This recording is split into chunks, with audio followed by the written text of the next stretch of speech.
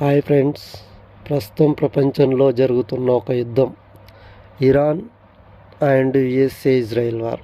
ఈ యుద్ధం వల్ల ఆ మూడు దేశాలే కాదు, యుఎస్ఏ ఇరాన్ దేశమే కాదు, only USA border countries, Israel border countries, Iran border countries మాత్రమే కాదు, ఈ ప్రపంచం మొత్తం ఎఫెక్ట్ అవుతుంది. మరి ప్రపంచం 2 దేశాలు 3 దేశాలు కొట్టుకుంటే, ఆ 3 దేశాలు యుద్ధం చేస్తే ప్రపంచం మొత్తం ఎందుకు ఎఫెక్ట్ అవుతుంది, అసలు ఈ యుద్ధం ప్రాముఖ్యత ఏంది అనేది మనం ఎగ్జామ్ ఓరియంటేషన్లో హిస్టరీతో సహా పాయింట్ టు పాయింట్ తెలుసుకుందాం. ఈ ఇరాన్ అమెరికా యుద్ధం గురించి తెలియాలంటే మనం 1953 సంవత్సరానికి వెళ్ళి తీరాల్సిందే. అసలు 1953లో ఏం జరిగింది? 1953లో అప్పటి ఇరాన్ గవర్నమెంటు ఆ దేశంలో ఉన్న ఆయిల్ కంపెనీలను నేషనలైజ్ చేసింది. ఈ నేషనలైజ్ చేయడం అనేది ఇరాన్ యొక్క అంతర్గత విషయం అయినప్పటికీ, ఈ నిర్ణయాన్ని, అంటే ఇరాన్ గవర్నమెంట్ తీసుకున్న ఈ నిర్ణయాన్ని యుఎస్ఏ అండ్ యూకే అంటే ఇంగ్లాండ్ వ్యతిరేకించాయి. దీంతో సాధారణంగానే America agency, central investigation agency రంగంలోకి దిగుతుంది ఇలాంటి విషయాల్లో. ఈ విషయంలో కూడా సిఐఏ రంగంలోకి దిగి ఇరాన్ గవర్నమెంట్ని మార్చడంలో కీలక పాత్ర పోషించింది.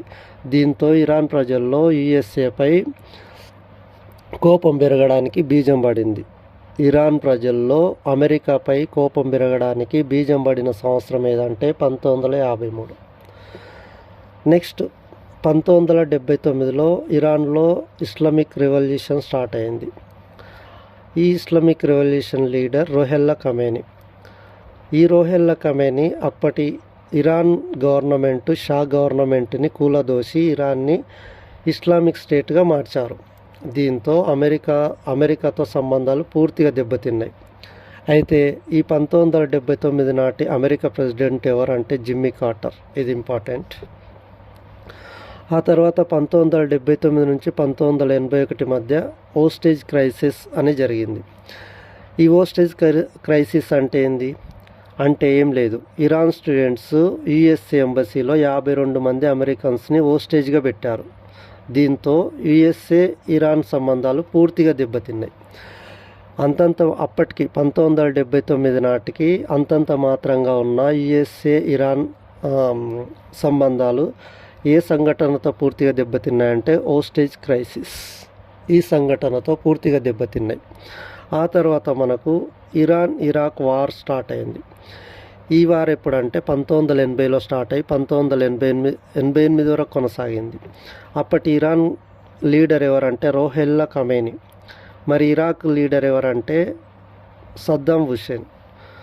దీంతో ఈ రెండింటి మధ్య యుద్ధం జరిగితే అమెరికా ఇరాక్కి ఇండైరెక్ట్గా సపోర్ట్ చేసింది. దీంతో ఇరాన్ ఒంటరైంది. అలాగే ఇరాన్ అమెరికా సంబంధాలు పూర్తిగా తెగిపోయాయి. ఇరాన్ అమెరికా సంబంధాలు పూర్తిగా ఏ యుద్ధంతో సంబంధాలు తెగిపోయినాయంటే ఇరాన్ ఇరాక్ వార్తో సంబంధాలు తెగిపోయినాయి. ఈ 2 దేశాల మధ్య యుద్ధం ఎప్పుడు జరిగిందంటే 1980 నుంచి 88 మధ్య జరిగింది. తర్వాత 2000 సంవత్సరంలో ఇరాన్ యురేనియం ఎన్రిచ్మెంట్ స్టార్ట్ చేసింది, అంటే న్యూక్లియర్ టెస్ట్కి సిద్ధమైంది. దీంతో యుఎస్ఏ శాంక్షన్స్ విధించడం స్టార్ట్ చేసింది. ఎకనామిక్గా కానీ, జియోగ్రాఫికల్గా కానీ, జియోపొలిటికల్గా కానీ యుఎస్ఏ ఇరాన్పై శాంక్షన్స్ విధించడం స్టార్ట్ చేసింది. ఇది జరిగింది 2000 సంవత్సరంలో. అలాగే 2015 సంవత్సరానికి వచ్చేసరికి అమెరికాకి ఇరాన్కి మధ్య న్యూక్లియర్ డీల్ జరిగింది. దీన్ని ఏమంటారంటే joint comprehensive plan of action అంటారు. దీని ప్రకారం న్యూక్లియర్ టెస్ట్ అనేది, ఇరాన్ అనేది తన న్యూక్లియర్ టెస్ట్ని లిమిట్ చేసుకోవాలి. అలాగే అమెరికా ఇరాన్పై విధించిన శాంక్షన్స్ని ఎత్తివేయాలి.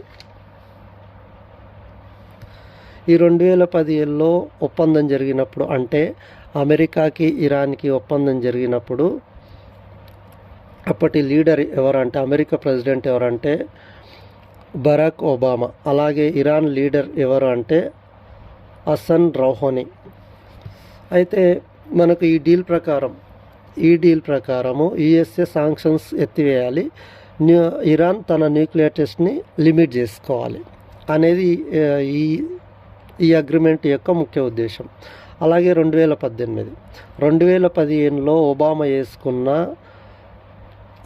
వేసుకున్న అగ్రిమెంట్ నుంచి 2018లో ట్రంప్ అధ్యక్షుడయ్యాక ఈ JCPOA నుండి అమెరికా వైదొలిగింది. దీంతో ఇరాన్ న్యూక్లియర్ టెస్ట్ చేయడం ప్రారంభించింది. అంటే ఇరాన్తో డీల్ చేసుకున్న అమెరికానే బయటికి వెళ్ళిపోయింది.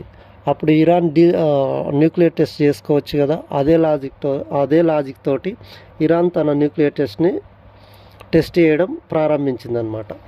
తర్వాత 2020 ఎప్పుడైతే ఇరాన్ న్యూక్లియర్ టెస్ట్ని ప్రారంభించిందో 2020లో యుఎస్ ఏం చేసింది, డ్రోన్ అటాక్ చేసింది. ఈ డ్రోన్ అటాక్ అంటే ఇరాన్పై డ్రోన్ అటాక్ చేసింది 2020లో యుఎస్ఏ.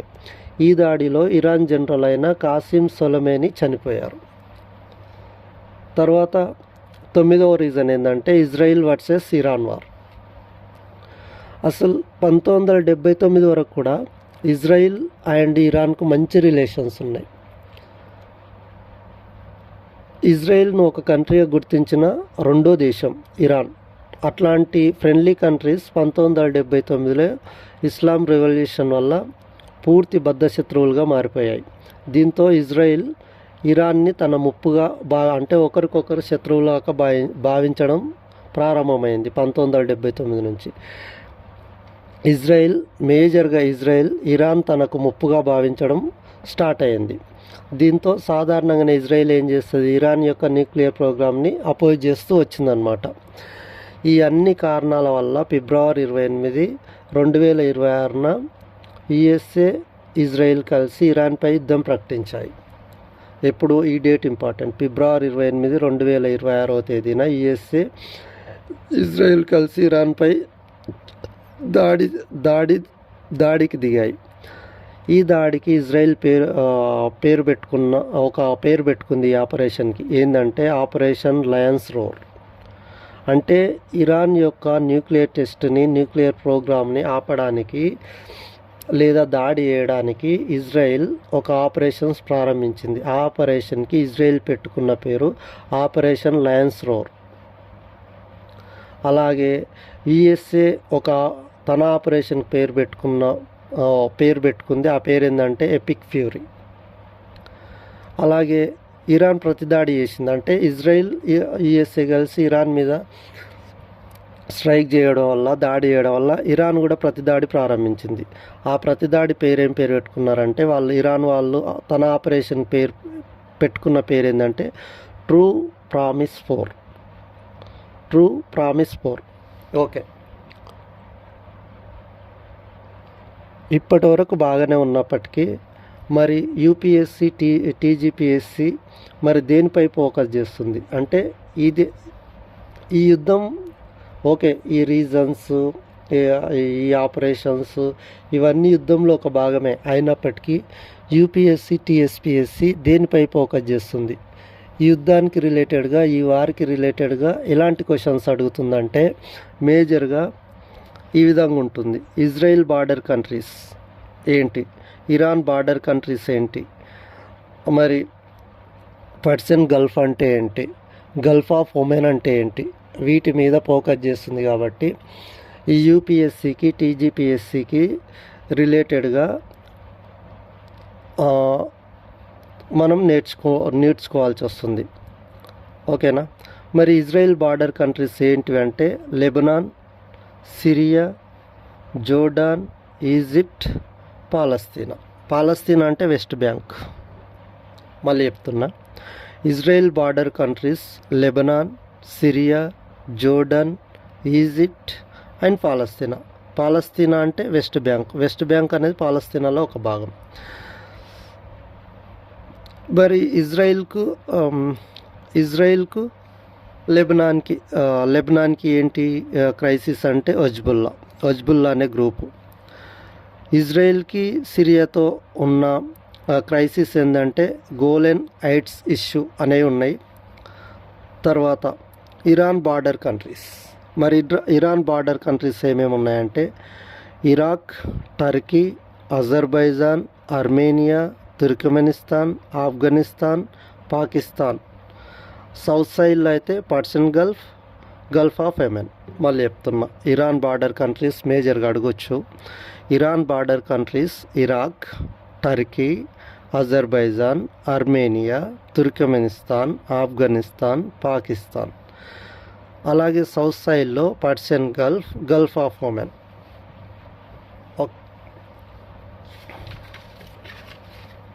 మరి పర్షియన్ గల్ఫ్లో కంట్రీస్ ఏమేమి ఉన్నాయి?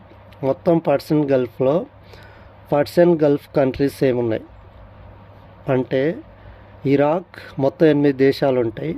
Iran, Iraq, Kuwait, Saudi Arabia, Bahrain, Qatar, UAE, Oman. మళ్ళీ చెప్తున్నా, పర్షియన్ గల్ఫ్కి బార్డర్ కంట్రీస్ సేమ్ ఉన్నాయి. అసలు పర్షియన్ గల్ఫ్ యొక్క కంట్రీస్ సేమ్ ఉన్నాయి. 1 Iran, 2 Iraq, 3 Kuwait, 4 Saudi Arabia, 5 Bahrain, 6 Qatar, 7 UAE, 8 Oman. మొత్తం 8 దేశాలు బార్డర్గా కలిగి ఉన్నాయి. అంటే పశ్చిమ గల్ఫ్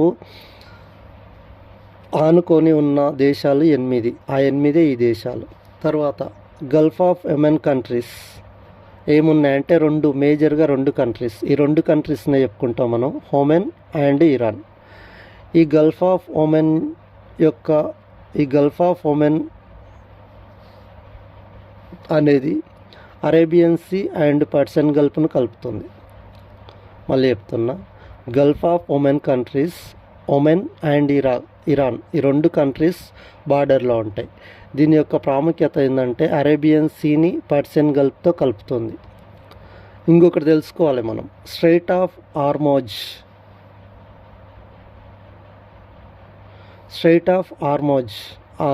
ఆర్మోజ్ అంటే ఏంది?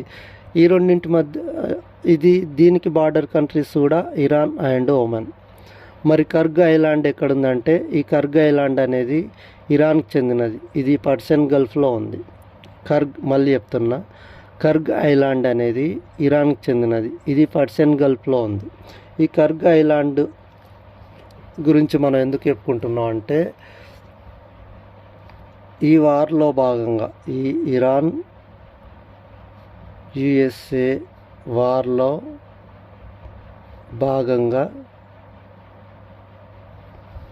అమెరికా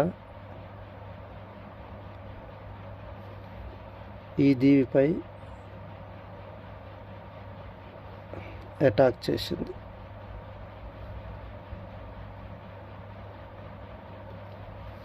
ఈ కర్గ్ ఐలాండ్ అనేది పర్షియన్ గల్ఫ్లో ఉంది.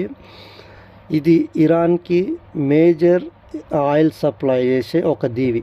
ఈ దీవిపై అమెరికా దాడి చేసింది. ఇది మొత్తంగా మనకు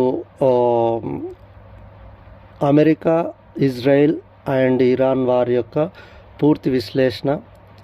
నేను ఒక క్వశ్చన్ అడుగుతాను.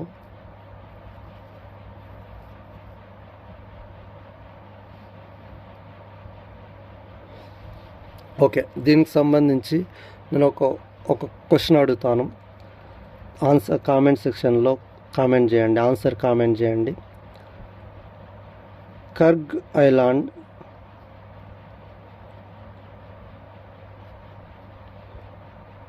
దేనికి ప్రత్యేకత?